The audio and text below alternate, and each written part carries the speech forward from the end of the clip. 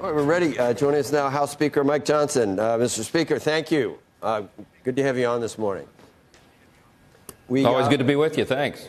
We're feeling pessimistic. I don't know. Maybe you can talk us out of it. But does it look like at this point this will not be averted, the shutdown? You know me, I'm an optimist, but I'm a little skeptical this morning. Whether or not the government shuts down at midnight is entirely up to two people. It's Chuck Schumer and Hakeem Jeffries, primarily Chuck Schumer. I want to tell you that I spent time with them yesterday. Of course, we were in the Oval Office.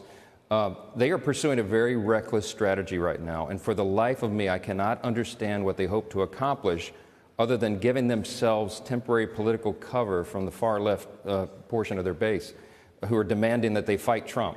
There is no basis whatsoever for them to oppose this continuing resolution. And I know that you all have been through this, and already on the program you had Whip Emmer talking about this. But what we put on the floor and what we passed through the House, what is sitting on the desk at the Senate right now for Chuck Schumer to pass, is a clean continuing resolution. There's no partisan riders or policy riders added to it at all. It's 24 pages in length. It is a simple measure to keep the government open so that we can continue the appropriations process. It's done in good faith. And I will say this, Joe, it's exactly what Democrats all voted for 13 times during the Biden administration. Now they don't want to do it because they want to fight Trump. And a lot of good people are going to be hurt because of this. Mr. Speaker, at that meeting yesterday, did they present, and I don't know how much you can talk about what went on, but did they give the Democrats an entire wish list of things? Did they say they want health care for illegal immigrants and I don't know, funding, some TVs? They said we want all these things. Yes, and they put it in writing because remember they filed a counter proposal continuing resolution. We filed a 24-page clean CR. They filed a dirty CR as a counter proposal, included in it, and they brought this up in the meeting yesterday. They want to restore taxpayer-funded benefits, American taxpayer-funded benefits to illegal aliens, okay? We're not doing that. We got rid of that in our One Big Beautiful Bill. We're not going back to that policy. This was a big issue in the election last fall.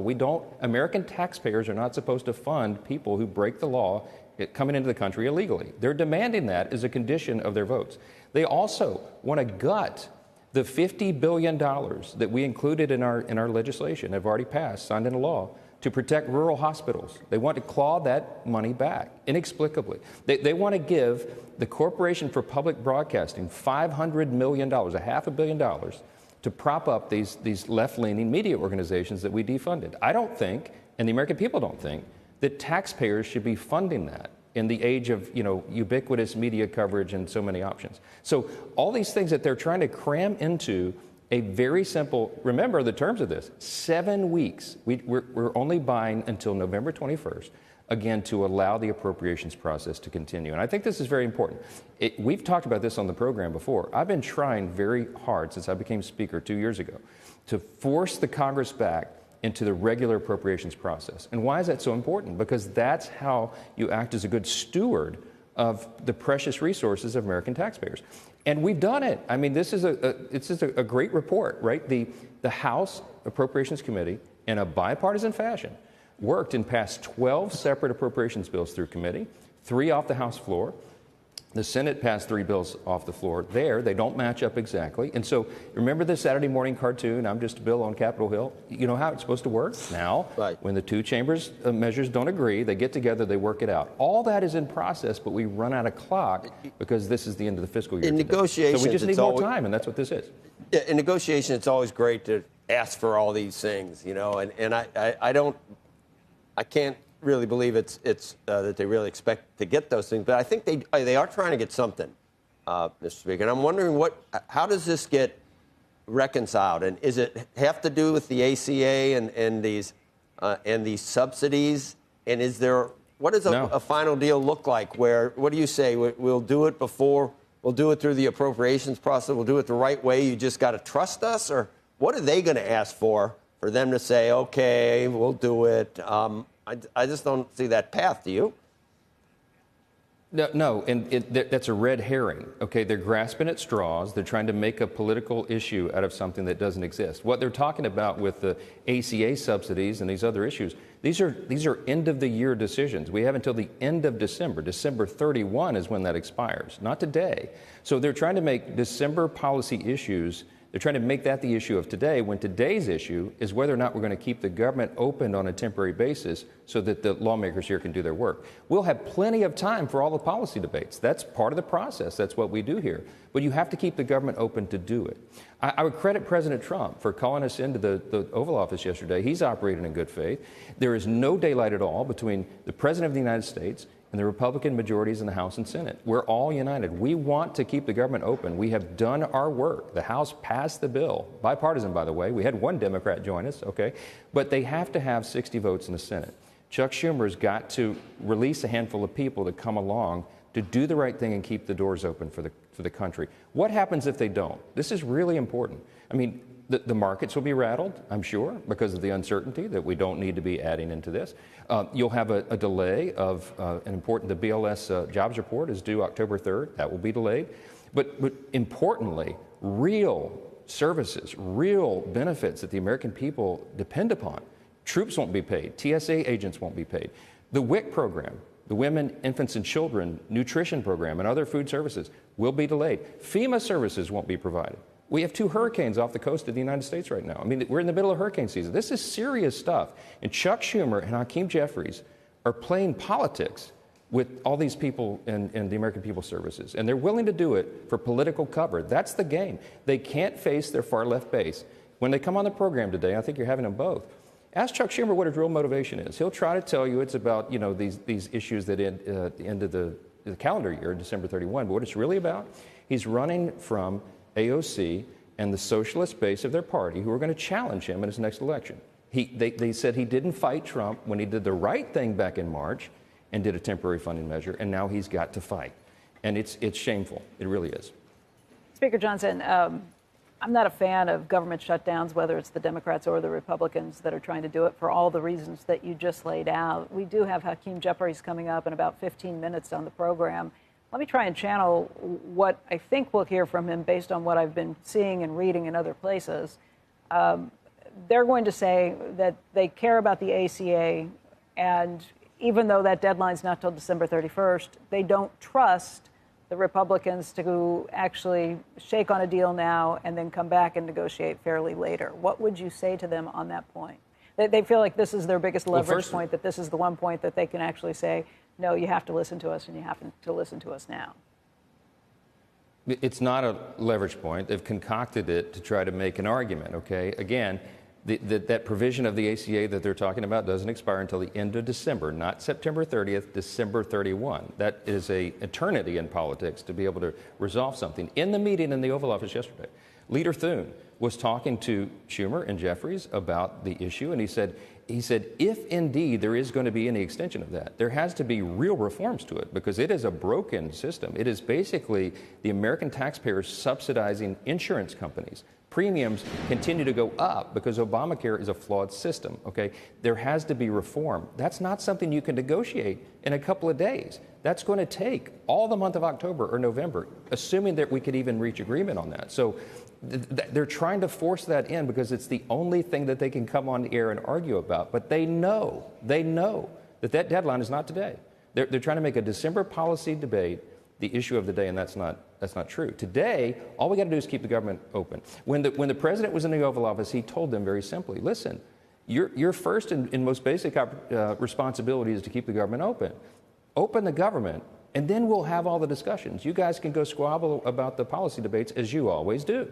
But right now, that is a red herring. It really is, and everybody who's watching this understands that.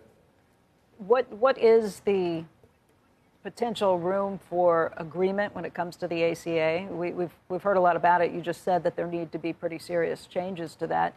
I think what I've heard is that a cap for who can qualify for that, a dollar cap on how much income you make to be able to do those things. But there are some Republicans, particularly some Republican senators, who want to see those changes. They're up for election, and they're worried about what it will mean if their constituents start paying much higher bills starting January 1st.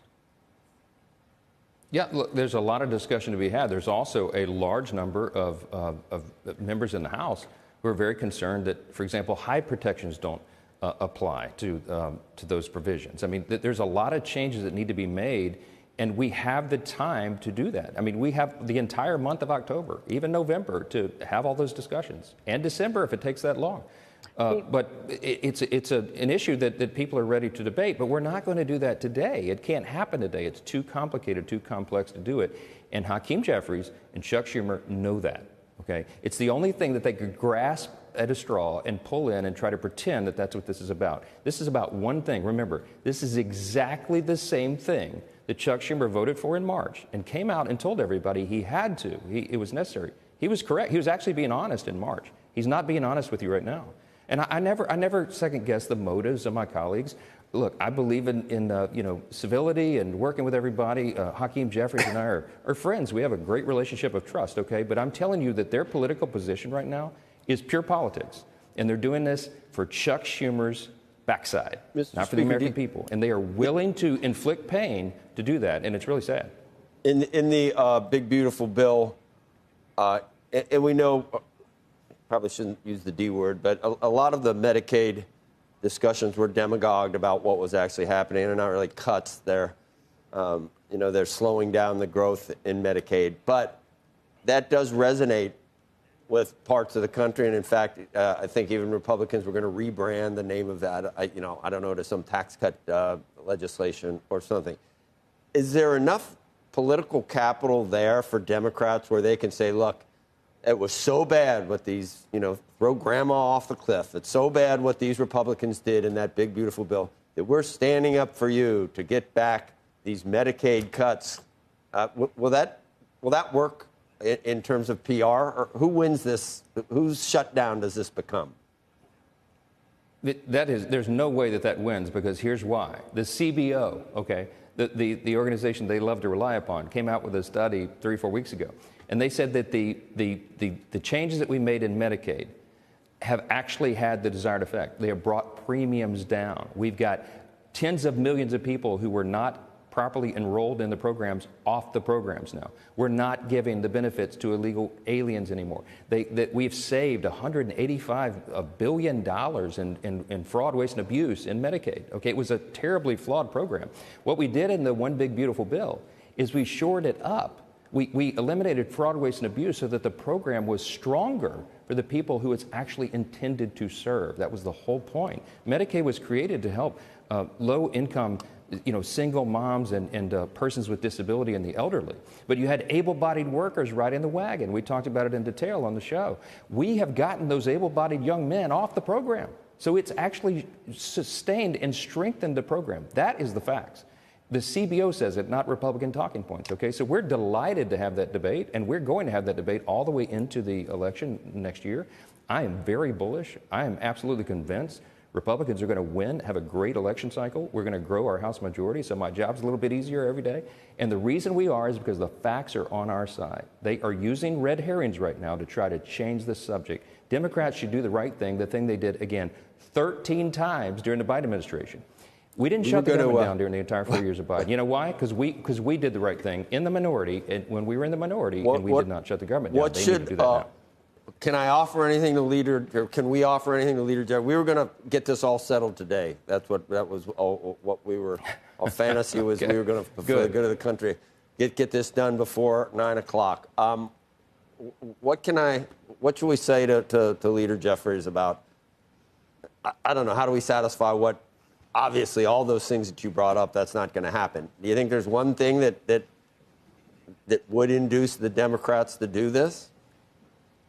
Well, you know what? Just the facts. I mean, I wish that you would take half of his interview time and play him the highlight reel that I put out on social media of all the Democrats, Schumer, Jeffries, all of them saying shutdowns are the worst thing that could ever possibly happen. We all have a duty, a responsibility, our most basic duty to do that. AOC herself went on the House floor, that's in the highlight reel, and she said, it's not normal to shut the government down when you don't get exactly what you want. Exactly. I mean, I never agree with them on anything, but those statements were exactly right. You should play his own words back to him and ask him what's changed. The only thing that's changed today, I'm telling you, it's about politics. They're afraid of the far left corners of their base. and they have to show that they're putting up a fight. At what cost? Real Americans are going to be harmed by this, and it is infuriating to me that they're willing to do it. You know, you should ask Hakeem about that. Ask him about the people who are going to suffer because of this crazy political decision. It is reckless, and they need to come to their senses and do the right thing. They painted themselves into a corner here. They need to admit that, keep the government open, and then we'll have all these policy debates. That's what the process is for. Speaker, I got a question for you. Comes from a Republican viewer who just sent a note. I don't know this person. One of Andrew's Republican viewers. No. So. But it's an interesting question. It's not actually on this topic, but it's related, I think, to the degree that there's a schism between Democrats and Republicans.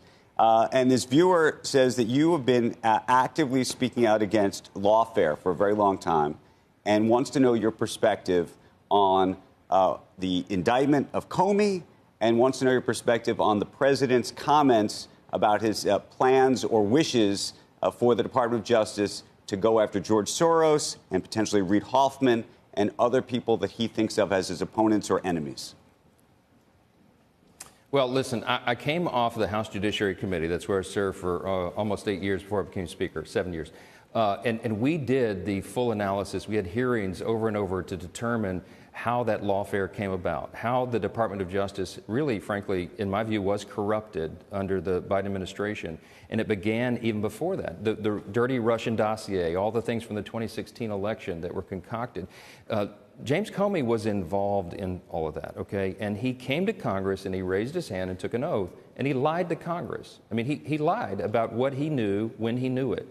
That's a serious problem. He's a former FBI director, and you have to have sure there's accountability to this. And so the indictment, remember, was by a grand jury, not a Republican, partisan group. A grand jury was seated. They reviewed the evidence, as prosecutors do in our system, and they determined that there was reason to bring those charges. So we'll see. But Speaker, just to put a fine point on it, though, my understanding is that the previous prosecutor refused to bring the case because they didn't think it was a strong enough case, if you will, to even bring to a grand jury. And yes, so you have a situation where the president effectively directed their own lawyer to bring that case. Well, I wouldn't say that. I think there is a distinction between the prosecutor's discretion, and they all have that. Different prosecutors look at different cases different ways, but that's why we have a grand jury, okay? It's not just the unilateral decision of one person. They put it to a jury of the defendant's peers. Yeah, it's a grand jury. The grand jury decided that these charges were merited, and so we'll have to see how it shakes out. All right. Mr. Speaker, we got to end it there. They're wrapping us. I mean, this is about this. This is about the. I mean, this is. I mean, go for it. But this is like, you can ask about saying prayers on the floor of the House or something. I mean, this is sort of off topic, is it? I mean, I know it gets to Trump, but. Well, no, I think there's viewers who are watching us who are asking about. That was a viewer. They asked about it wasn't you. They asked about George Soros and Reid Hoffman and some of these other people that we talk about on the air. Okay, go for it. You got one more. What else? Oh, they're telling me to thank him. You sure? Mr. Speaker. American people, don't get me started on that. All right. See you later. Thanks for your time this morning.